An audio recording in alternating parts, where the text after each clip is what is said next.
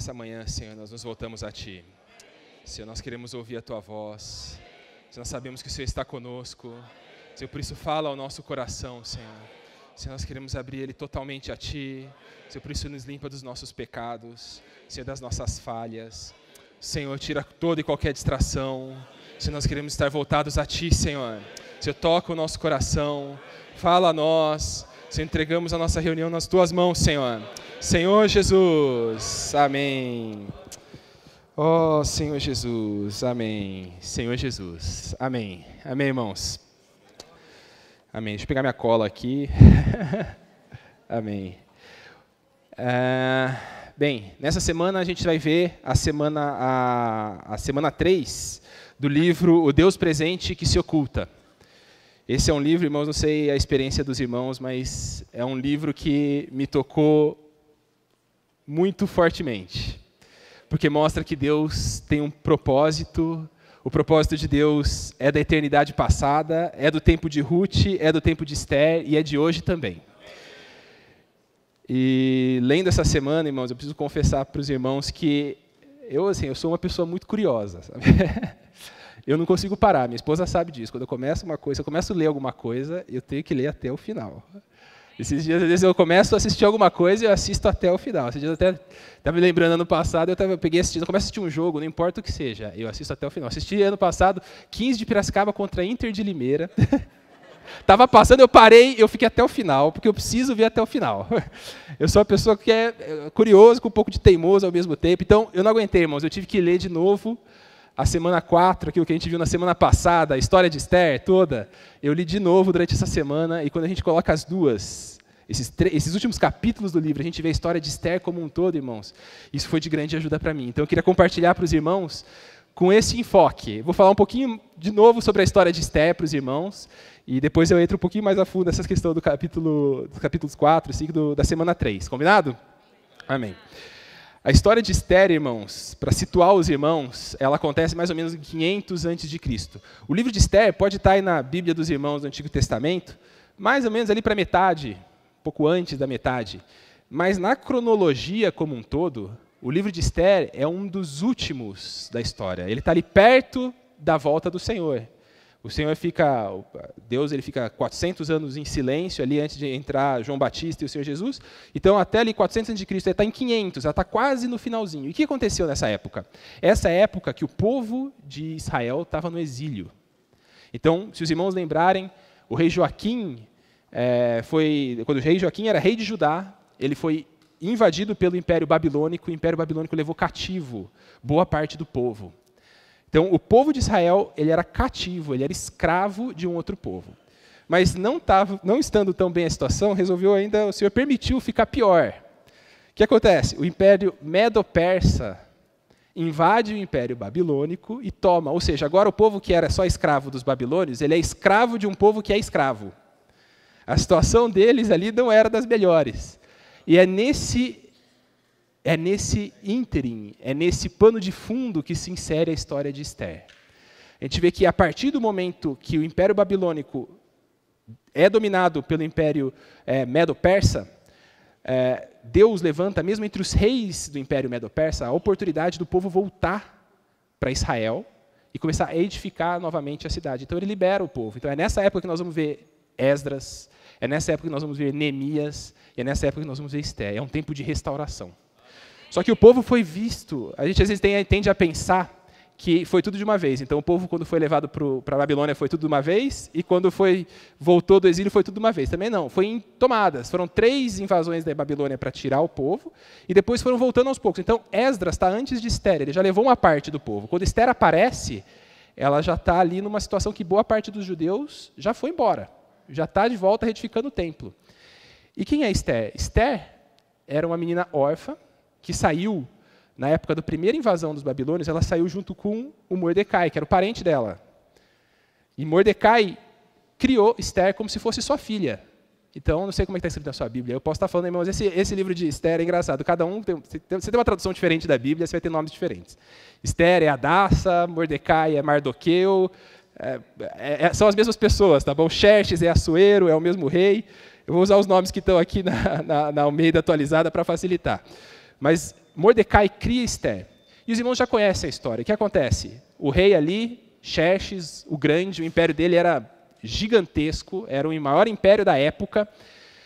Ele dá uma festa para aqueles que estavam perto, os mais próximos, generais, inclusive para o povo da cidade de Suzã, que é onde ele ficava, uma festa de muitos dias, e ele manda se apresentar a Esther, a rainha Vasti, que era a mulher dele. Por quê? Porque ele queria mostrar para o povo, você imagina, ele era o maior líder do povo daquela época, ele tinha que mostrar poder. Então, parte disso também era ter a mulher mais bonita que tinha. Então, quando ele chama Vasti, ele quer mostrar para os demais o que ele tem. Eu não vou entrar aqui nos pormenores do que isso representa, acho que os irmãos já abordaram isso também na semana passada. Mas, quando Vasti é chamada, ela se recusa. E por causa dessa recusa, o rei fica furioso, ele toma conselho com os seus sábios, com seus conselheiros, eles falam, achei engraçado isso. Eles falam, rei, se você permitir essa situação, nenhum homem vai mandar em casa mais. Se você permitir isso, não importa, se for rico, se for pobre, se for instruído, se não for, se você não tomar providência, as mulheres vão tomar o controle. Então a preocupação dele ali foi justamente não permitir as mulheres dar pitaco em casa. E ele tira Vasti do trono. E quando isso acontece, ele também é instruído, também para esses conselheiros, tudo mais, de levantar uma nova rainha, de procurar uma nova rainha, e aí que entra Esther. Mordecai ali, junto com Esther, estavam vivendo em Suzã, Mordecai estava ali, e Esther, então, ela é apresentada ali para o chefe dos guardas ali, da guarda, que ele cuidava dos eunucos, para cuidar das mulheres do rei, e ela é uma das escolhidas para ser levada à presença do rei. Os irmãos conhecem a história já, ela se prepara, ela fica um ano todo se preparando. 6 meses de um tratamento de beleza, outros 6 meses de outro tratamento de beleza, tudo para conhecer o rei. E ela só tem uma chance. Então você imagina, uma mulher, é uma menina órfã, de um povo que é escravo de escravo, num meio da capital do maior império, ela é escolhida, e se ela for na presença do rei e não for aceita, o destino dela é virar uma concubina do rei. Então, é aí que está inserida Esther. Eu quero situar os irmãos de onde Esther está, da história dela. Mas quando ela chega, o chefe ali, ele se agrada de Esther e ajuda. E quando ele é apresentado ao rei, o rei também se agrada de Esther e faz dela rainha. E o que acontece? O tempo passa e a gente vê outra figura despontar na história de Esther, que é Amã. Os irmãos lembram de Amã? Os irmãos falaram sobre isso também, acho que na semana passada. Amã, ele é descendente de um rei amalequita. Vocês lembram da história de Saul? Que o Saul decidiu poupar Agag, o rei. Ele é um descendente de Agag, ele é um agagita. Então Amã sobe ao número 2 do trono. Espero que os irmãos gostem de história, tá? Porque eu vou ficar... Os adolescentes estão mais acostumados comigo e já sabem que eu gosto de contar história. Ele é o número 2 do povo. E quando ele sobe, Mordecai e todos os demais deveriam se ajoelhar, se prostrar diante dele, porque ele é o número 2. Só o rei não precisava se prostrar diante de Amã. Mas Mordecai não faz. Por quê? Porque só pode se dar honra, só pode se prostrar diante do Deus vivo. Então Mordecai não aceita. E olha que significativo, ele era escravo de escravo, ele estava num povo distante, a maior parte do povo de Israel provavelmente já tinha voltado, ele não tinha tanta gente para contar, e mesmo assim ele não se prostrou. Ele correu o risco de não se prostrar. Apesar de tudo ao redor dele dizer para ele fazer, porque a vida dele está em jogo, é engraçado isso, pode parecer que é a nossa experiência. Apesar de meio que nós estamos inseridos, nos levar a querer que a gente faça algumas coisas, que a gente aceite certas coisas, Mordecai não aceitou. Então ele permaneceu de pé. Isso irritou profundamente Amã. Amã ficou irritado e decidiu acabar com o povo de Israel, porque ele não estava contente só com Mordecai não prostrar. Ele lembrou que Mordecai era daquele povo que tinha quase exterminado os amalequitas, que sempre estava em guerra com Amaleque, ele quis acabar com o povo, ele engana o rei, ele não fala que é dos judeus, e fala, tem um povo que não te respeita, vamos acabar com eles, vamos destruir a vida aqui deles, e eles marcam, o rei fala, você é meu homem de confiança, vamos fazer, assina com um decreto real, e aí a partir daqui de 11 meses, se eu não me engano, 10 meses depois dali, eles marcam uma data, para que qualquer um que quisesse Você imagina a situação. Qualquer um que encontrasse um judeu na rua ou soubesse onde ele mora, podia lá matar ele, a família dele e pegar os bens. Ou seja, você é escravo de escravo, numa terra distante, longe de tudo, longe da sua família. Boa parte da sua família morreu, provavelmente, no caminho. Você não tem o templo, não tem os sacerdotes não estão lá, os profetas são um número limitado. Esdras está lá em Jerusalém. Então, você está ali todo sozinho e ainda assim você tem que se defender pela sua vida e da sua família. E esse é o contexto que tudo isso se passa. E o que acontece é que, quando o povo de Israel sabe disso, e não tem para onde correr, sabe? O império ia, eu estava vendo isso, o império ia da Etiópia até ali mais ou menos a divisa no norte da África, até a divisa ali com o Império Grego, até a Índia. Você vai correr para onde? Você vai fugir para onde? O império é gigantesco, você estava perdido. O povo de Israel, então, quando ouve essa história, quando ouve isso que aconteceu, eles ficam profundamente tristes e se arrependem. E aí entra uma questão muito importante. Quando alguém se arrepende, quando só um se arrepende, quando só um se volta ao Senhor, o Senhor, mesmo sabendo da condição do povo, Ele salva o povo. Queria abrir com os irmãos Deuteronômio 4.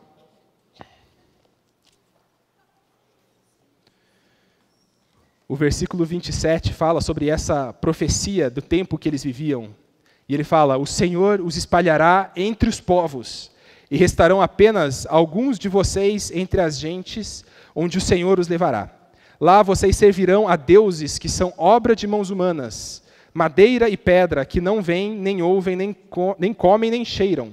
De lá vocês buscarão o Senhor, seu Deus, e o acharão, quando o buscarem de todo o coração e de toda a sua alma. Quando estiverem em angústia, e todas essas coisas lhes sobrevierem nos últimos dias, e vocês se voltarem para o Senhor, seu Deus, e lhe atenderem a vós, então o Senhor, o Deus de vocês, não os abandonará, porque é Deus misericordioso, nem os destruirá, nem se esquecerá da aliança que jurou aos pais de vocês. Nessa situação, o povo se arrepende e Esther está numa situação ali porque ela está numa posição privilegiada e Mordecai fala para ela: Esther, você vai ter que falar com o rei. Você é a única que pode fazer alguma coisa. E isso tudo acontece no livro de Esther. Eu queria que os irmãos, se possível, também abrissem. Esther ali antes de Jó.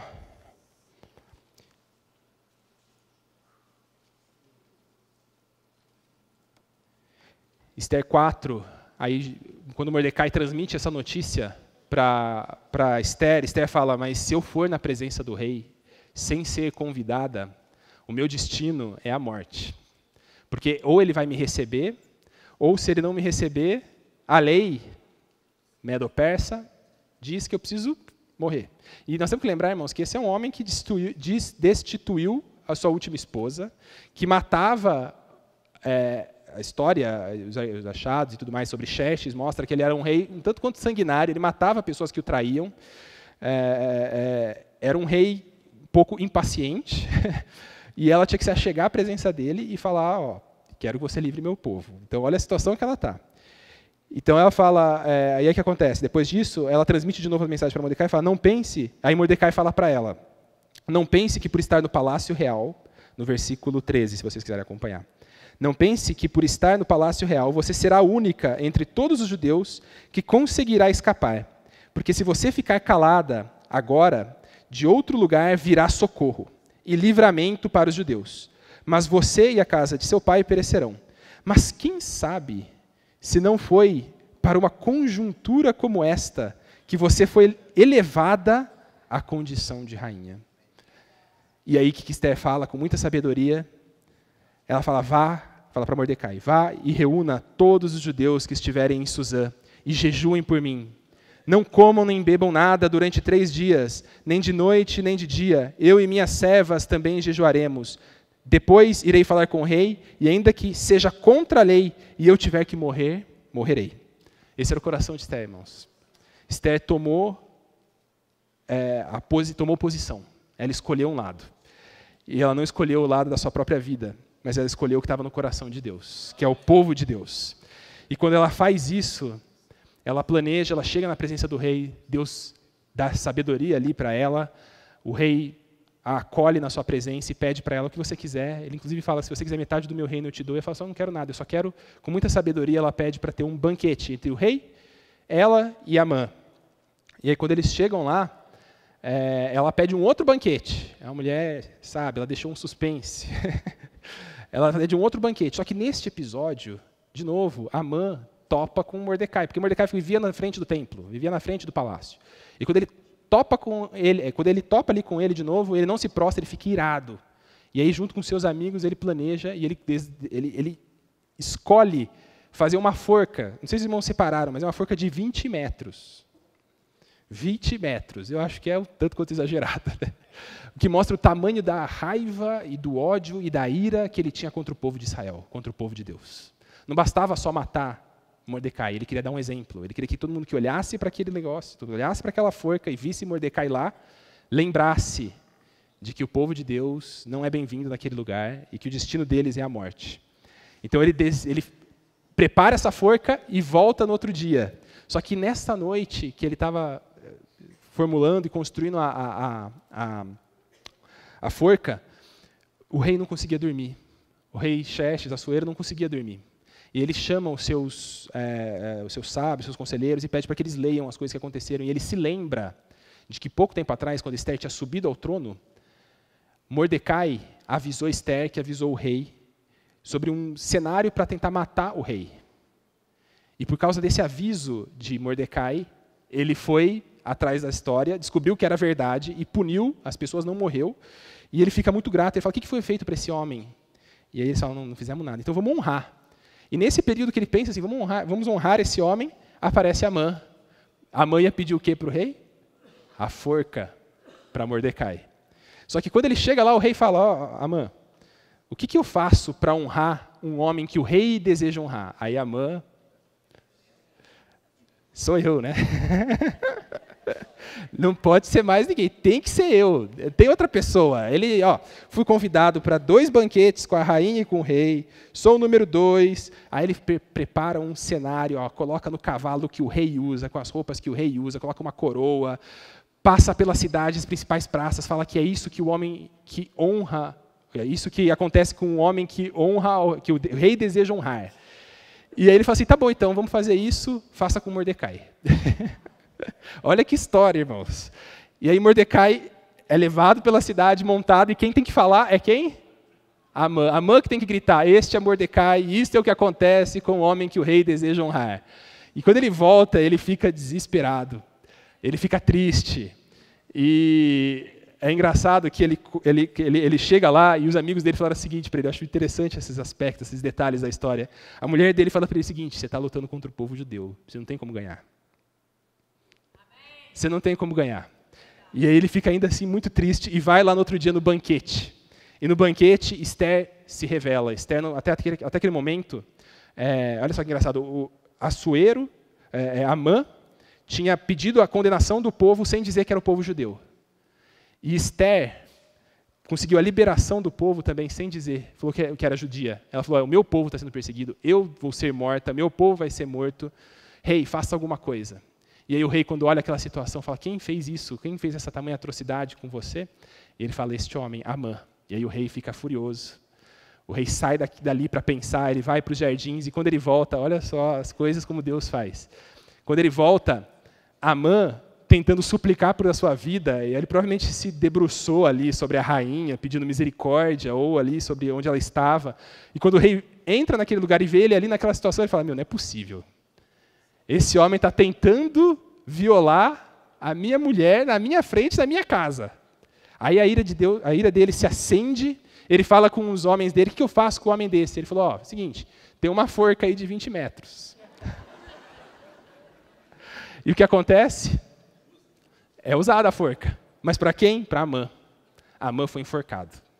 E a partir daí, Esther e Mordecai também Mordecai é levado ao posto que era de Amã, e eles conseguem, junto com o rei, também a liberação ali, porque ele não tinha como voltar atrás do rei. Então, o que Mordecai e Esther fizeram? Eles aprovaram uma outra lei que dizia que o povo podia se defender. Que não importa como fosse, naquele dia, o povo de Israel podia se defender da maneira que fosse necessária. E a notícia correu o país, correu o império, e quando chegou o dia, o povo se defendeu, eles derrotaram os amalequitas. Irmãos, essa história como um todo, sabe, eu queria perguntar para os irmãos, onde está Deus nessa história? Não tem uma citação de Deus na história de Esther, não existe uma citação, o Deus, Jeová, Jeová, deixa eu pegar uma água aqui, estou ficando louco. Jeová, ou não tinha, como eu disse, não tinha os sacerdotes, não tinha os profetas. Desculpa, irmãos. Não tinha os profetas, não veio um anjo de Deus falar, mas onde está Deus nessa história? Irmãos, por mais que Deus queira, muitas vezes, se permanecer oculto, Ele continua ainda claramente fiel. Deus ama o seu povo. Acima de tudo, irmãos, você pode achar que Deus está longe, mas olhando essa história, vendo como um todo, não há como duvidar, Deus estava presente em cada detalhe. Em toda a história de Esther, Deus estava ali, irmãos. E é por isso que eu tirei daqui, assim, esta lição. A primeira, Deus tem um propósito imutável e eterno. Deus quer ter um relacionamento conosco. O mesmo Deus que escolheu Israel, o mesmo Deus que depois escolheu Judá, o mesmo Deus que veio à terra e morreu por cada um de nós e formou a igreja. O propósito de Deus é ter um relacionamento comigo e com você. Isso não muda, não importa a diversidade, não importa as dificuldades, não importa se nós mudamos, Deus não muda. O coração de Deus é estar com o homem. E tudo o que o homem precisa fazer é se voltar a Deus. E aí entra uma segunda parte, a segunda lição que eu tiro dessa história, que para ser parte do plano de Deus, eu preciso aprender também a obedecer e a ser submisso à vontade de Deus. Olha só a história, irmãos. Um amalequita, descendente de Agag, foi tratado e Deus tratou a situação, Deus corrigiu a situação por meio de Esther. Por quê? Porque Saul desobedeceu a Deus. Deus falou para ele, mata todo mundo, não poupe ninguém e não pegue nada para você, do gado, não pegue, acabe com tudo. Saul só obedeceu aquilo que lhe convinha. Ele foi lá, ganhou a guerra, mas a parte que não lhe convinha, ele não obedeceu. Ele guardou para si muitas das coisas e o Senhor tratou com ele. Mas essa situação teve reflexo no povo e isso aconteceu de uma maneira que, olha só, Amã, depois de tantos anos, quase levou à extinção do povo de Israel. O resultado da desobediência de Saul, irmãos, ainda era presente na vida do povo de Israel naquele tempo. Mas por meio de Esther, olha só, irmãs, por meio de uma irmã, que foi obediente, não só no que lhe convinha, porque ela podia falar para o rei, falar para Mordecai, Mordecai, vou esperar ele me chamar, se ele me chama, eu vou lá e falo. Se eu tiver a oportunidade, eu vou lá e falo, não preciso colocar minha vida em risco. Ela não foi obediente só naquilo que lhe convinha. Ela foi obediente naquilo que também não lhe convinha. Ela escolheu pagar o preço. O que mostra o que estava no coração dela. O coração dela, irmãos, era pelo que está no coração de Deus. Em tempo de restauração, em tempo de Esdras e de Neemias, uma mulher, Esther e Mordecai, também restauraram essa questão com o povo de Israel. Eles tinham o mesmo coração de honrar o que está no coração de Deus, o povo de Israel. E eles não pouparam ninguém, irmãos. No dia marcado, os judeus se defenderam e eles derrotaram os amalequitas e não pegaram nada. Eles podiam, por lei. Pode pegar o que vocês quiserem. Eles não pegaram nada. Eles cumpriram aquilo que Deus tinha pedido para eles. O resultado, irmãos, é bênção. O povo de Deus, o povo foi guardado, e depois disso ainda veio Neemias, ou seja, completou-se a obra de restauração de Jerusalém, não só do templo, mas também dos muros. Também depois disso veio o Senhor Jesus. O povo de Israel podia ser extinto ali. Mas o resultado da obediência de Esther e de Mordecai resultou em Cristo. Resultou na reedificação. Irmãos, essa é uma lição valiosa. E por fim, irmãos, a última coisa que eu queria dizer, de fato, como eu falei, eu sou uma pessoa muito curiosa. Às vezes eu lembro até, quando eu era menor, eu estava lendo alguma coisa e não dava tempo de terminar no dia. Às vezes eu ficava tão ansioso, eu lia o capítulo final e voltava para ler depois, outro dia, muito mais tranquilo, que o super-herói lá, o herói tinha sobrevivido, não sei o quê. Irmãos, nós já conhecemos o final da história. Eu não sei que situação você está passando, eu não sei que dificuldade você está passando hoje, se é na família, se é desemprego, se é saúde. Irmãos, eu não sei. Mas eu queria fazer a mesma pergunta que Mordecai fez para Esther. Será que não é por isso que Deus te colocou nessa situação? Será que não foi Deus que permitiu, e que por mais que às vezes ele se esconda, ele ainda permanece perfeitamente fiel? Irmãos, eu não sei a situação que você está hoje, mas, irmãos, o final é um só. É Deus enchendo essa terra de glória. É a expressão de Deus por nosso meio. O Deus que se oculta, se revelando àqueles que estão à nossa volta, por meio de cada um de nós. Por meio das nossas dificuldades, por meio da nossa obediência naquilo que nós achamos conveniente, naquilo que nós não achamos conveniente. E o resultado, irmãos, é a glória de Deus nessa terra. O final nós já conhecemos, o Senhor vai derrotar o inimigo, o Senhor vai acabar. Se você está passando por essa situação, irmãos, é talvez ainda porque ainda não acabou. O Senhor ainda vai completar a boa obra. O resultado dessa história aqui é que no final, eu achei muito curioso isso também. Muitos, eles falam no capítulo 10, depois irmãos podem ver, muitos se converteram, 9 e 10, se converteram e viraram judeus. Eu não sei como isso pode acontecer, mas dentro do povo, dentro do império medo-persa, muitos, com medo, assombrados com o que o Senhor fez com aquele povo, se tornaram judeus. Às vezes, irmãos, a situação que o Senhor permite nós estarmos é justamente para também transformar muitos à nossa volta em filhos de Deus. Por quê? Porque é isso que está no coração de Deus. Esse é o propósito de Deus. Então, irmãos, esse é o meu encorajamento. Não importa a situação, não importa onde nós estamos, não importa se a gente acha que Deus não está presente, a gente pode pensar que Deus está tão distante de mim. Ele está, irmãos. Só basta nós voltarmos nosso coração ao Senhor, aprendemos a obedecê-lo, e o resultado disso, irmãos, é um final em que Deus vai nos usar, vai nos encher da glória de Deus, e quando o Senhor voltar, irmãos, a glória irá cobrir toda a terra. E nós vamos entender por tudo o que foi necessário nós passarmos a nossa vida para chegarmos até onde nós chegamos. Naquele dia, tudo vai fazer sentido. Naquele dia, quando a gente lê o final da história de Esther, tudo faz sentido. É óbvio depois que acontece. Mas quando está acontecendo, irmãos, nós precisamos de fé. Nós precisamos ser submissos ao Senhor, obedecer a palavra. E o resultado, irmãos, é que Deus faz a sua obra. E por meio de nós. Jesus é o Senhor. Amém. Jesus é o Senhor.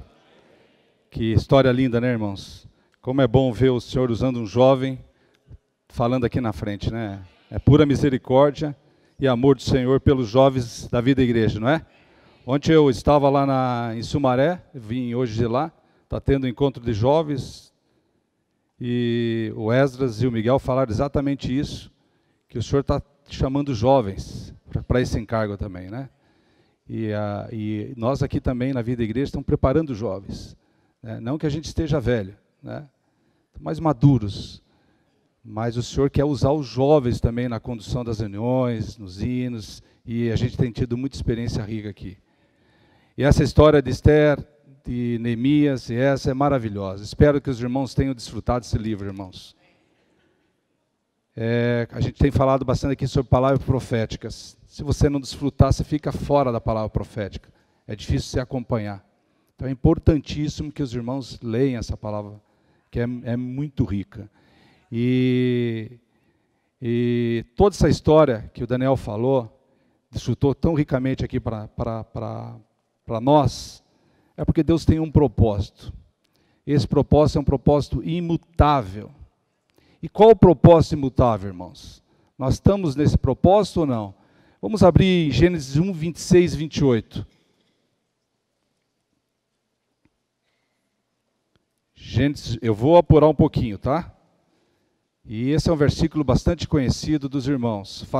26. Também disse Deus: façamos o homem à nossa imagem, conforme a nossa semelhança. Tem ele domínio sobre os peixes do mar, sobre as aves do céu, sobre os animais domésticos, sobre toda a terra e sobre todos os répteis que rastejam pela terra. 27.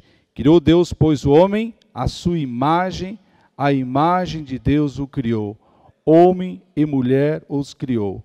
E Deus os abençoou e lhes disse: sede fecundos, multiplicai-vos, enchei a terra e sujeitai-a.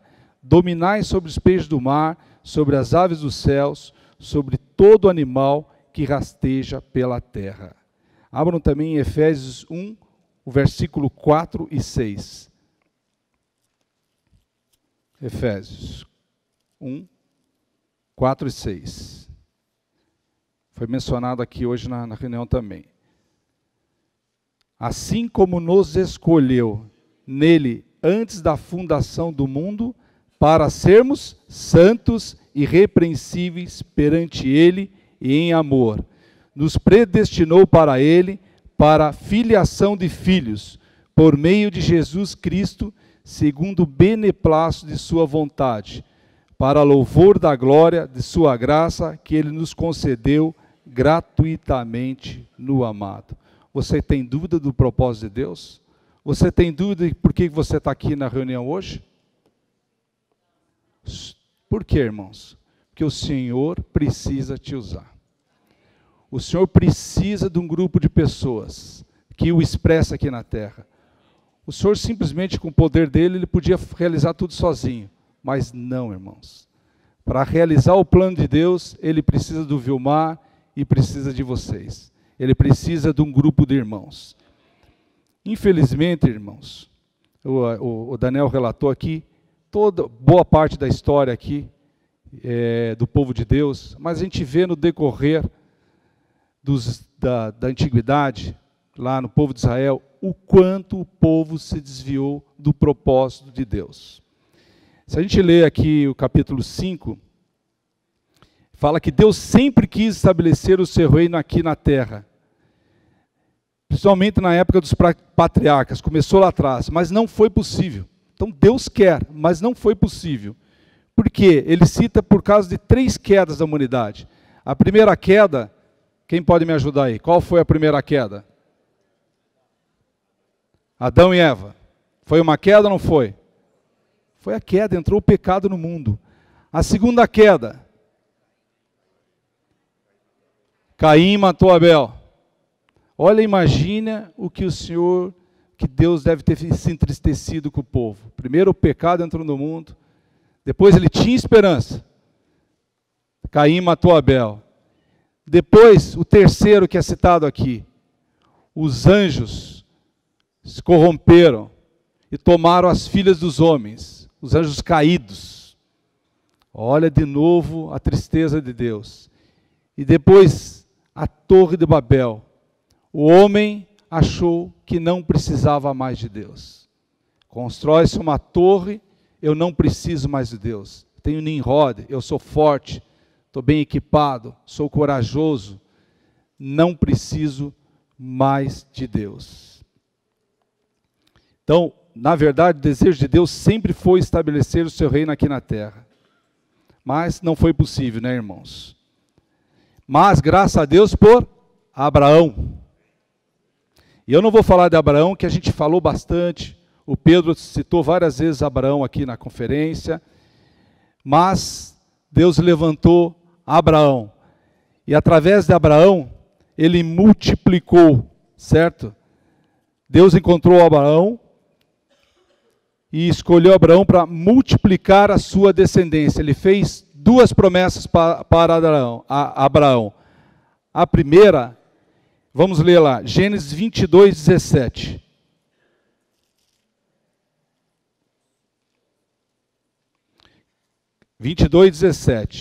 Que deveras te abençoarei e certamente multiplicarei a tua descendência como as estrelas dos céus e como a areia na praia do mar. A tua descendência possuirá a cidade dos seus inimigos. Então tem 2 promessas aqui. A primeira é a areia do mar, ele fala. A areia do mar é terrena, é pessoas, gente, multiplicou mesmo. E a segunda fala das estrelas dos céus. É a bênção celestial.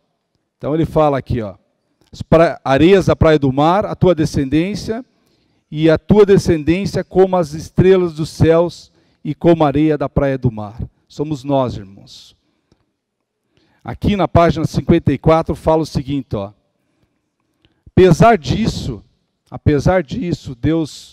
Deus ter usado Abraão, pela fé de Abraão, que a gente já conhece todas as histórias, depois de Abraão, 3 reis reinaram sobre Israel: Saul, Davi e Salomão. Só que devido à idolatria de Salomão, o reino de Israel foi dividido em 2. Então morreu o rei Salomão, ficou o reino de Judá, formados pelas tribos de Judá e Benjamim, sobre o qual reinou Raboão, e o reino de Israel. Então eram 12 tribos, não vou falar da história, ficou 2, que é o reino de Judá e Benjamim, e o reino de Israel, formado pelas outras 10 tribos restantes.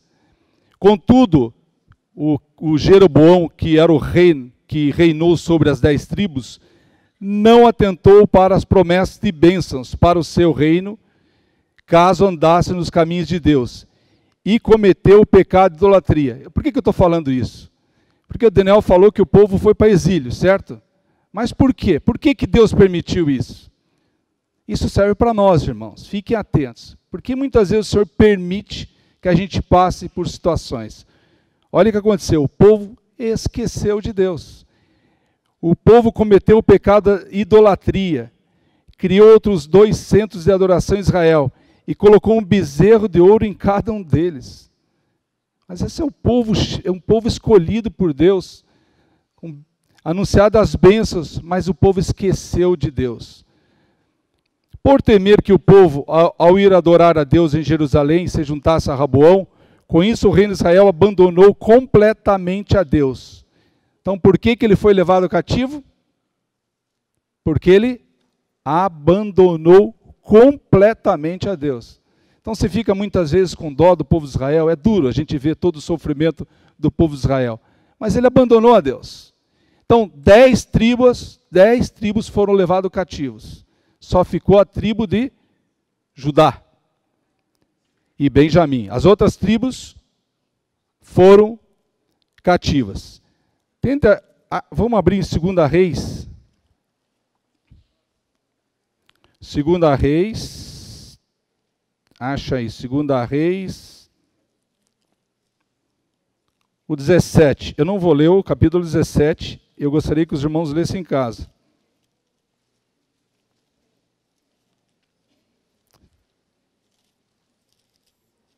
2 Reis 17.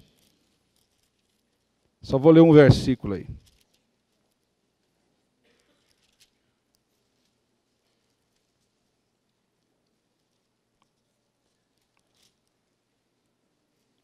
O 7.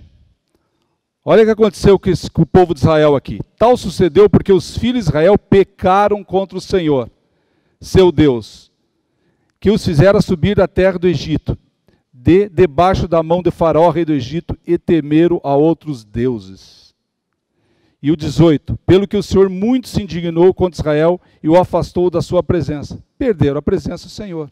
E nós? Pecamos, perdemos a presença do Senhor. O povo de Israel pecou, perdeu a presença do Senhor e foi para o exílio. Na página 55 fala: nós, o povo de Deus do Novo Testamento, só podemos louvar ao nosso Deus por seu propósito imutável. Deus nunca muda. Independente de tudo isso que aconteceu, irmãos, Deus nunca muda. Diante das derrotas e infidelidade do seu povo, Ele sempre proporciona o tratamento adequado para conduzir ao arrependimento os que são seus. Eu não sei qual a situação, e o Daniel falou aqui hoje. Mas olha, Ele sempre proporciona o tratamento adequado para conduzir ao arrependimento os que são seus. Esse tratamento consiste em disciplina, iluminação, cura e libertação. Eu não sei qual é o teu estágio ou tua fase, mas muitas vezes você está passando por um tratamento. E geralmente todos aqui estão numa fase de tratamento. Porque o Senhor quer nos ganhar. O Senhor está nos preparando para reinar com Ele. Então Ele está nos tratando. Irmãos, mas não precisa ficar muito tempo nesse tratamento. Se volta ao Senhor. Faz como Neemias, Esdras, Esther. Se volta rápido. Se arrepende. O povo ficou 70 anos aqui nessa fase. 70 anos. Porque demorou para se arrepender. Teve que vir alguém lá para se arrepender, se voltar ao Senhor. E você? Se volta rápido, irmãos. Se arrepende, se ajoelhe, que o Senhor certamente vai te abençoar. Esdras, eu vou só mencionar aqui, o Daniel já mencionou. Esdras foi responsável e foi usado pelo Senhor para construir o templo. Então ele voltou, usou a tribo de Judá lá para construir o templo. O templo foi refeito. Amém? Tem a história aqui que vocês vão ler depois, mas o templo estava pronto. Entre Esdras e Neemias, Neemias foi usado para reconstruir as muralhas. Os irmãos têm que estar mais atentos. Estou vendo que tem irmão que não leu o livro, hein? Então vou falar de novo. Esdras construiu o templo. Neemias as muralhas. E Esther nesse meio. Então ela está Esther na história, ela ficou no meio. Mas tanto Esdras como Neemias foram cooperadores de Deus. Amém, porque nós temos os cooperadores na vida da igreja. Ai de nós se nós tivermos os profetas e os cooperadores para nos ajudarem e nos orientarem com relação à palavra e ao fluir do Espírito, né? Ambos tiveram a experiência do cativeiro. Então, Esdras e Neemias e também Esther sofreram bastante, tiveram a experiência do cativeiro. E ambos também tiveram o encargo de restauração. E eu pergunto para os irmãos, você tem um encargo de restauração na vida da igreja? Você tem um encargo de restauração no teu lar? Você é igual Neemias, que sempre recorria ao Senhor? Se vocês lerem a história. Você é igual Neemias, que vivia sempre em comunhão com Deus? Buscava sempre em primeiro lugar satisfazer a Deus? Você é igual a Neemias, que pagou o preço e saiu do conforto para reerguer a muralha? Irmãos, nós precisamos nos arrepender, irmãos. O Senhor está nos chamando para o arrependimento, para a gente mudar a nossa conduta, para a gente orar mais pela vida da igreja. Sabe por quê, irmãos? Eu vou falar aqui, para fechar as arestas. Tem muita aresta aberta ainda na vida da igreja. Tem muita aresta aberta em nosso lar. Tem muita aresta aberta aqui na nossa mente, na religião, na forma que a gente critica, murmura. Tem muita coisa, irmãos. Mas amém?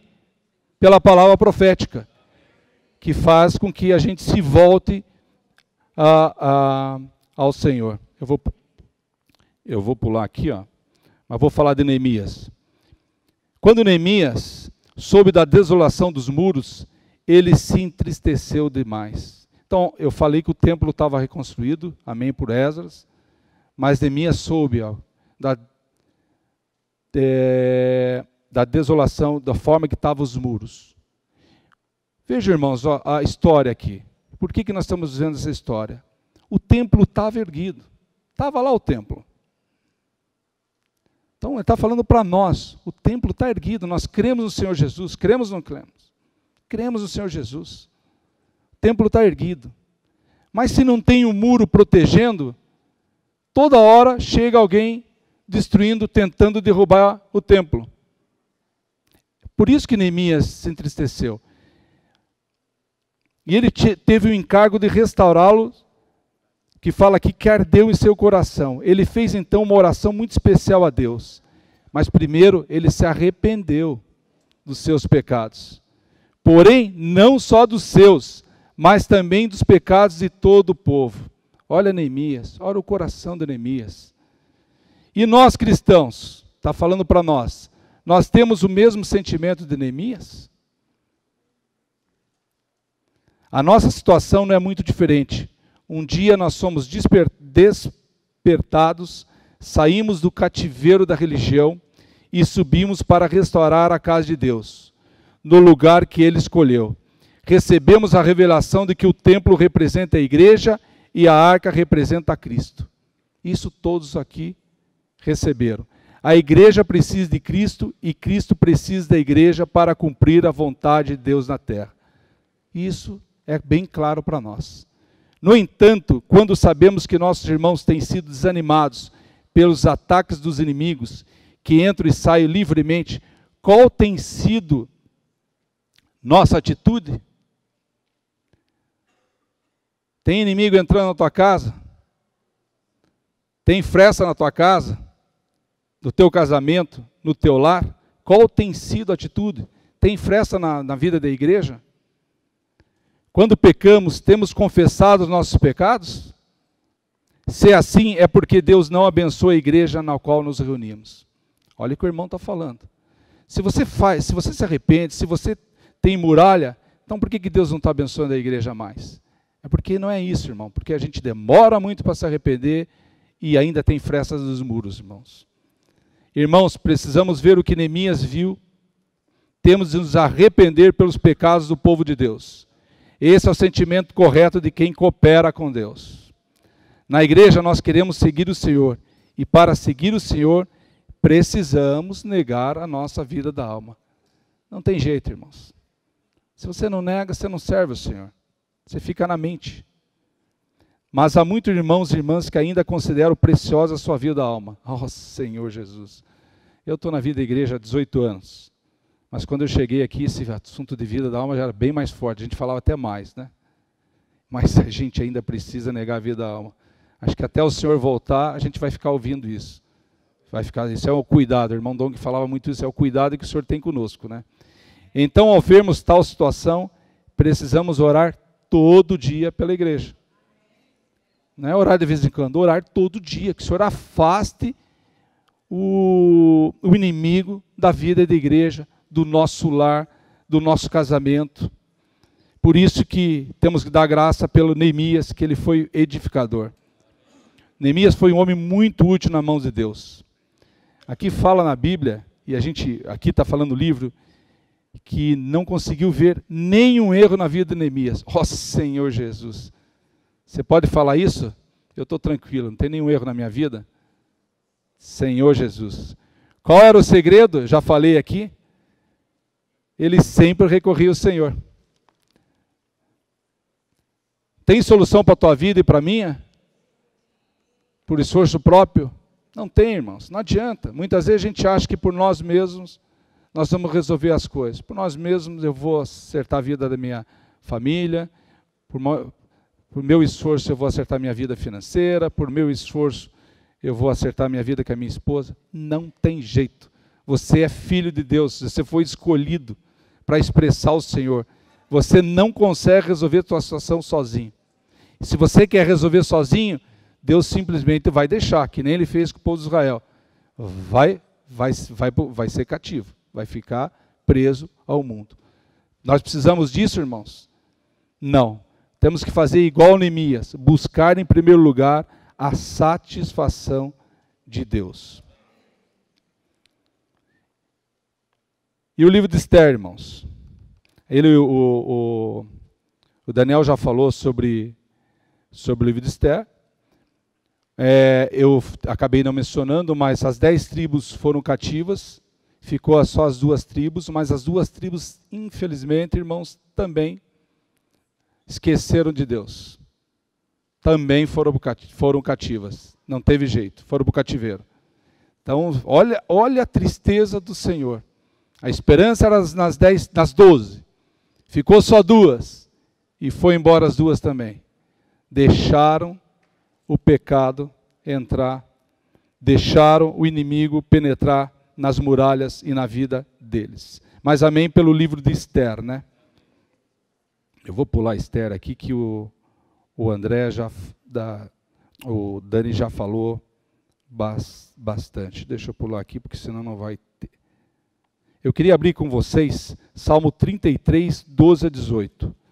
Só falar de Esther aqui, um fato que me chamou bastante atenção, que você leu agora, Daniel. Não sei se vocês se atentaram, eu não tinha me atentado. Quando a Esther falou para Mordecai sobre fazer o jejum, de colocar todo o povo orando lá, se vocês se aperceberem e lerem no versículos que ela fez isso com as servas dela já. Ué, mas tão pouco tempo ela já tinha serva? Tinha serva sim. Mas ela colocou as servas em jejum? Colocou. Olha o testemunho de Esther. Mas foi pouco tempo, né? Porque a gente viu, são pouco tempo que ela estava sendo preparada. Ela já tinha as servas dela, e as servas estavam orando e em jejum com ela. Olha o testemunho, irmãos. Eu não tinha me atentado, vi isso agora quando o Daniel estava lendo aí. Salmo 33, 12 a 18. Vamos ler junto, em voz bem alta aqui.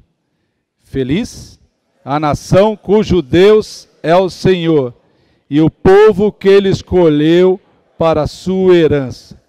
O Senhor olha dos céus, vê todos os filhos dos homens. Sua morada observa todos os moradores da terra. Que forma o coração de todos eles, que contempla todas as suas obras. Não há rei que se salve com o poder dos seus exércitos, nem por muita força se livra o valente. O cavalo não garante vitória a despeito de sua grande força, e ninguém pode livrar. Eis que os olhos do Senhor estão sobre os que o temem, sobre os que esperam na sua misericórdia. A alma da morte e no tempo da fome conserva-lhes a vida. Só aí, até aí só, Tamar. Olha o 18, vamos ler juntos de novo.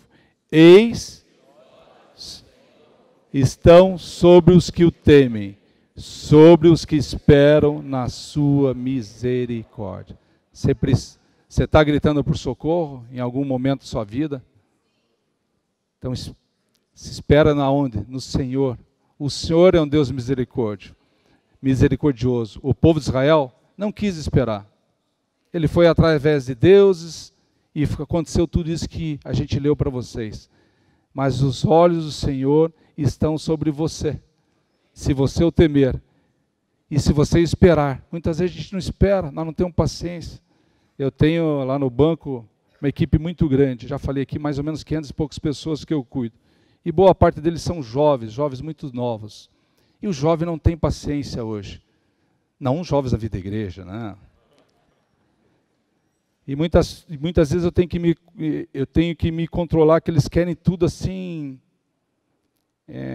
Eu brinco que é a geração Google, né? Tudo resposta muito rápida, eles não se aprofundam muito, mais vão no superficial. E uma dificuldade muito grande de reconhecer erro e de pedir desculpa. Eu estava numa reunião sexta-feira com um grupo de jovens e um jovem insistindo, e pela minha experiência, eu sabia que ele estava errado, né? Ele fazendo, e era uma questão do orçamento, algo muito importante. E ele insistindo, eu dando oportunidade, ele insistindo, até que eu perdi a paciência um pouquinho, né? E falei para ele, olha, jovem, você tem que aprender a reconhecer o erro. Eu vou mostrar, você está errado. Não é feio pedir desculpa. E todo mundo parou. Não é feio pedir desculpa. Você está errado. Nós não podemos ser assim com o Senhor. Tão imaturos com o Senhor. Nós temos que se voltar rápido, reconhecer que a gente erra. A gente erra toda hora. Se volta ao Senhor. Se você fizer isso, ó, os olhos do Senhor estão sobre você. Ele fica esperando a tua atitude. Se você não se arrepende, o que ele vai fazer? Você está criando uma barreira entre você e ele. É você que cria. Mas se você se arrepende e espera nele, ele usa a misericórdia. Ele usa a misericórdia e te salva, irmãos. Olha que versículo rico. Acho que está aqui, deixa eu ver se está aqui, que eu não anotei, mas eu vi um versículo ontem.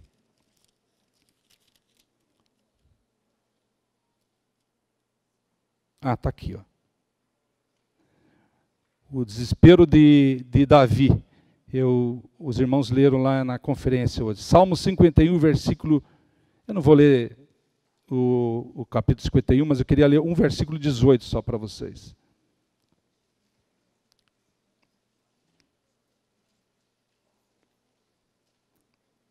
Vamos ler o 10, o 11, o 12 e daí o 18.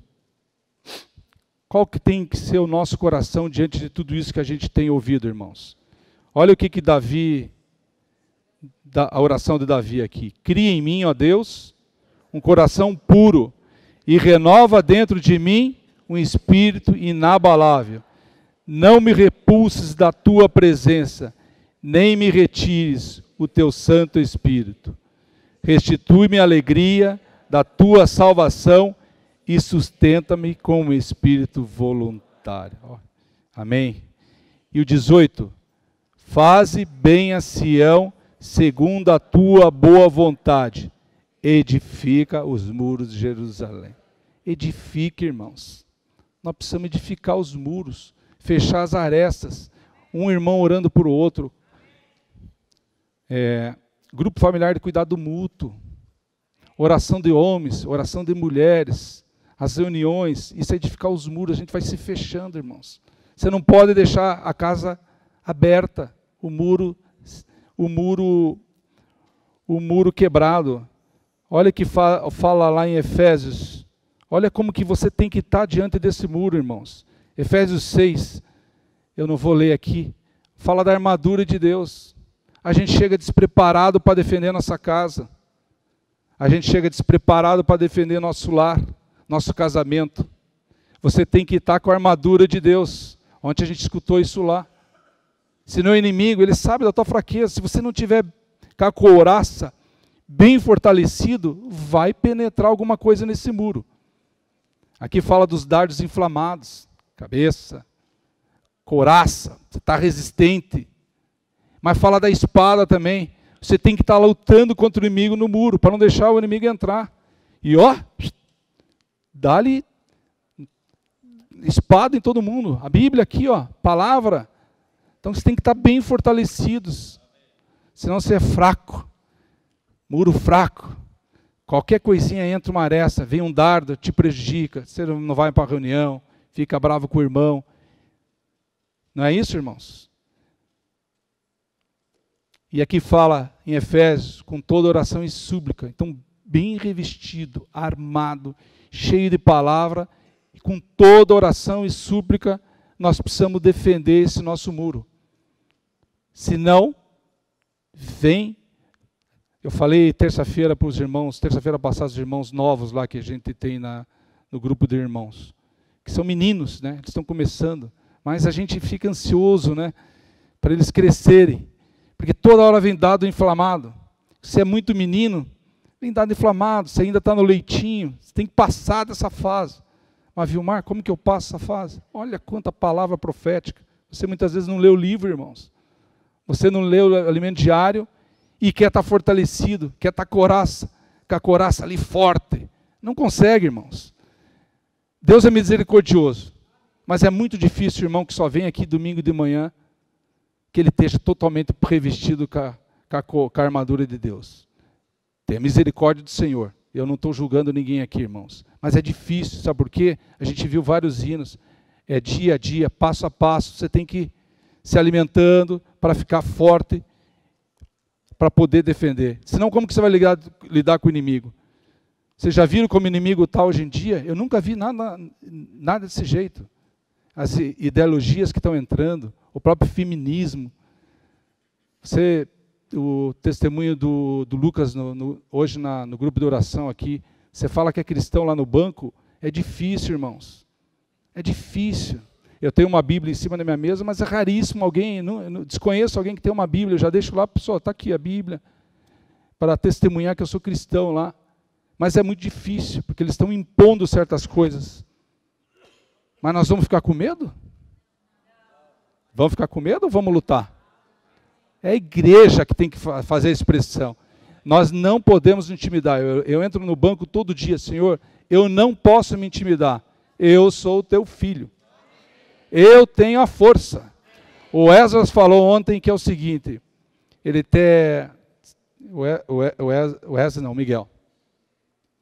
O Billy foi falar sobre uma palavra e o Esdras entrou lá só para falar um detalhe. Como é que você enfrenta o inimigo? Ele falou que tem que enfrentar o inimigo assim, olhando para baixo. Mas como assim, enfrentar o inimigo olhando para baixo? Ele falou, imagina, vocês conhecem o Miguel, né? Miguel falou, sabe por que você tem que enfrentar o inimigo olhando para baixo? Quem arrisca falar aí? Menos Judeu.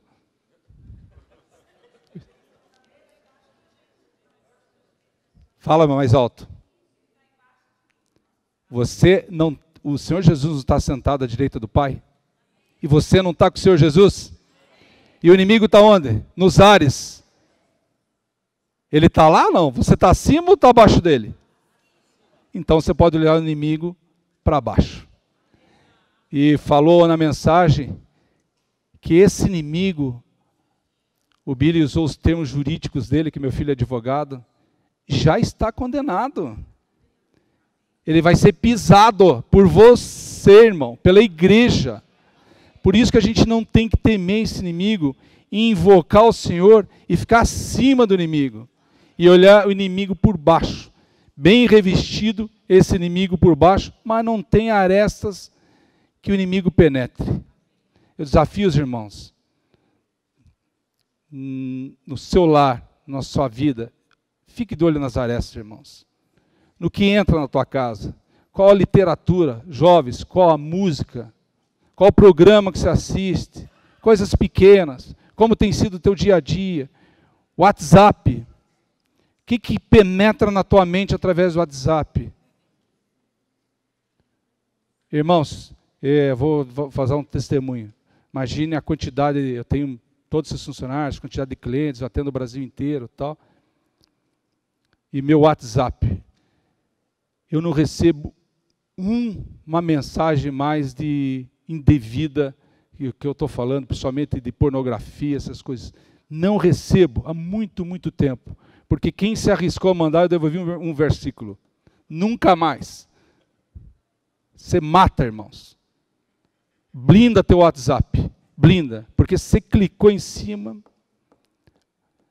deu brecha, entrou uma aresta. Já falei isso aqui. Hoje, nada que você vê não é monitorado. Tudo que você acessa no teu celular é monitorado. Você não tem sigilo nenhum. Escutou, jovem? Nada mais. Você tem, cada celular ou computador tem o IP, que é o registro. Você é monitorado por lá. Ele sabe o que você faz, o que você acessa, ele sabe os teus gostos, o tempo que acessa, tudo, irmãos. Eu sei que as empresas usam isso para fazer ofertas. E o inimigo usa isso ou não? Usa ou não usa? Ele sabe o que você faz. Ele sabe onde você está.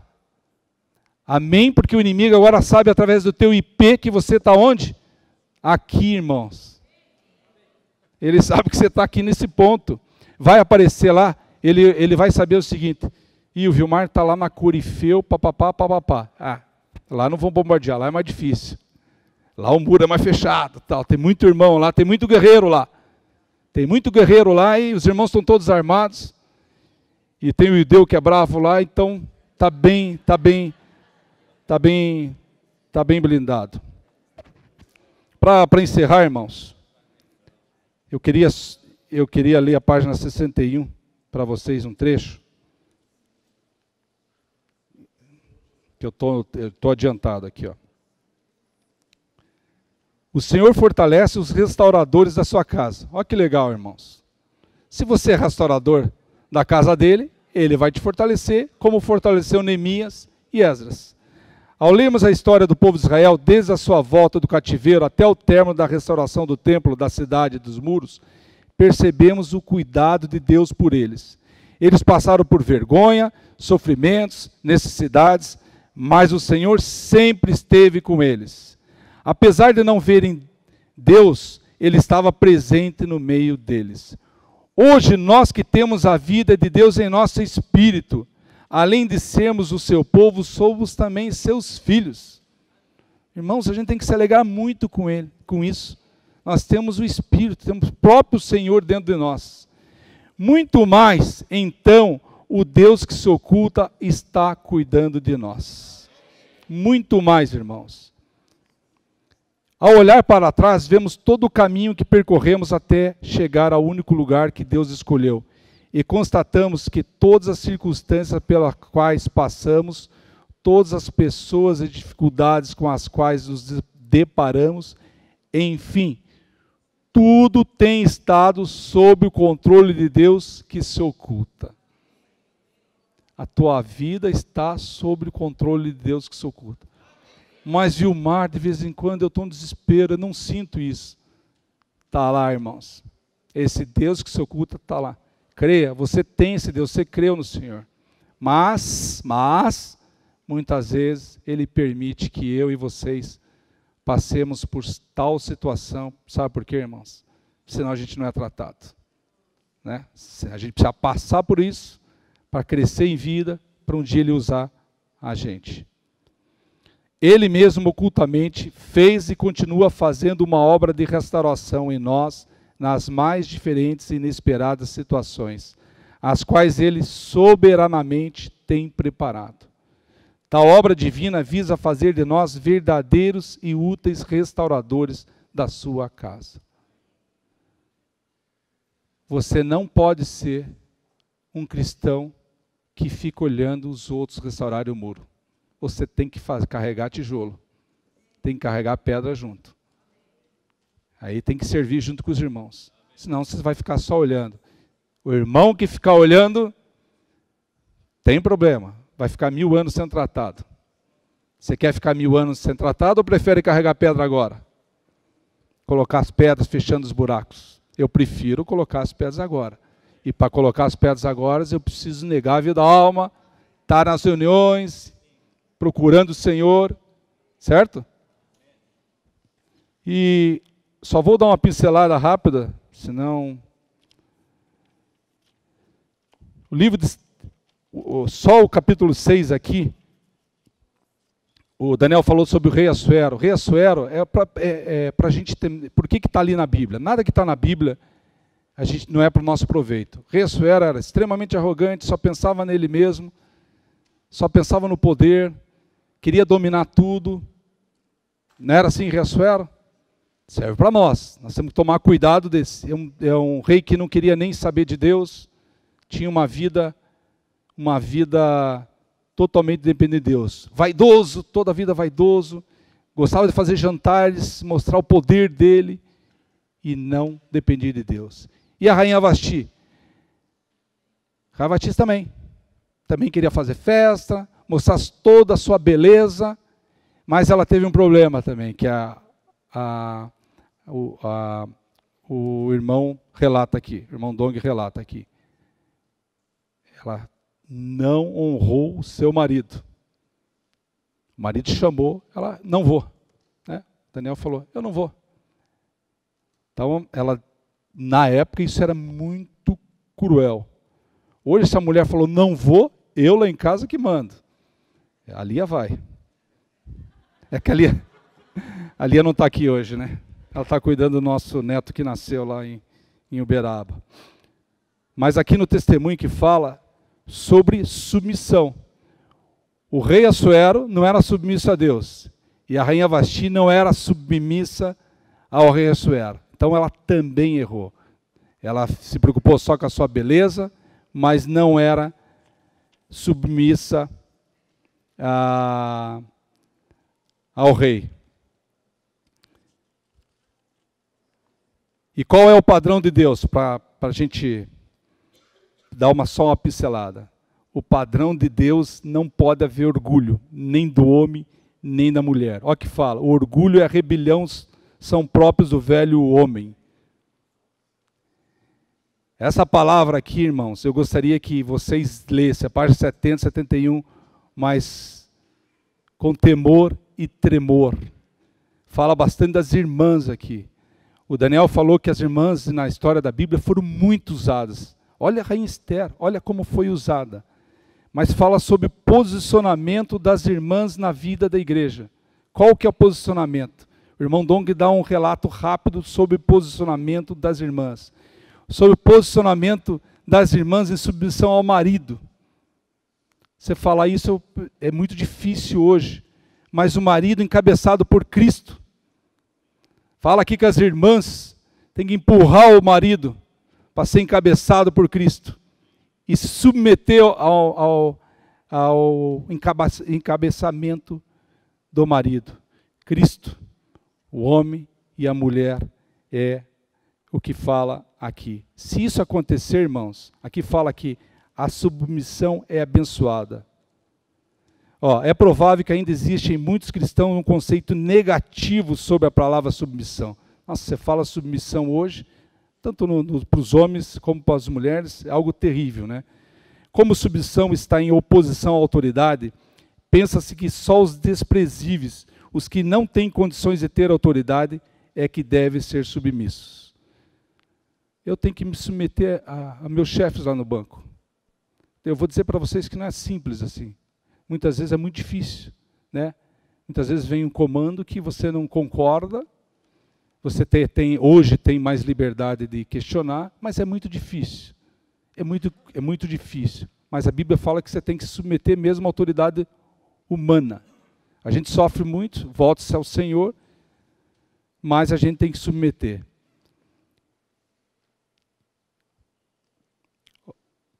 Aqui fala do...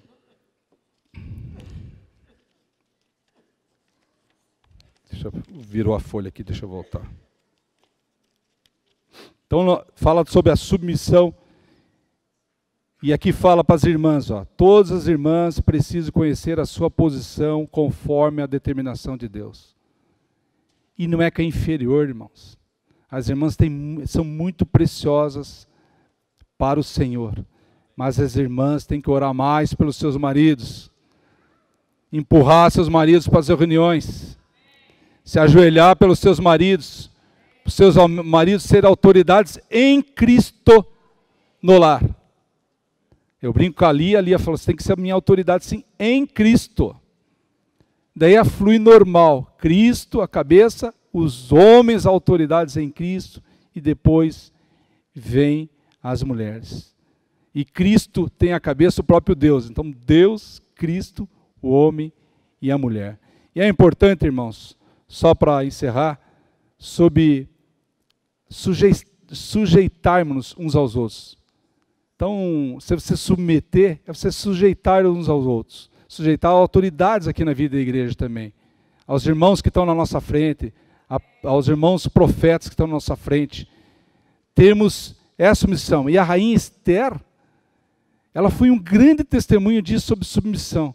Qualquer nível de arrogância da rainha Esther, ela não teria conseguido o propósito de Deus. Se vocês lerem o livro de Esther, vocês podem observar a forma que ela chegou próximo do rei. Porque se ela chegasse de forma errada, ela podia até morrer, né? É assim que nós temos que chegar diante do Senhor, de forma submissa. E se nós formos submissos, certamente nós seremos abençoados. Amém? Jesus é o Senhor.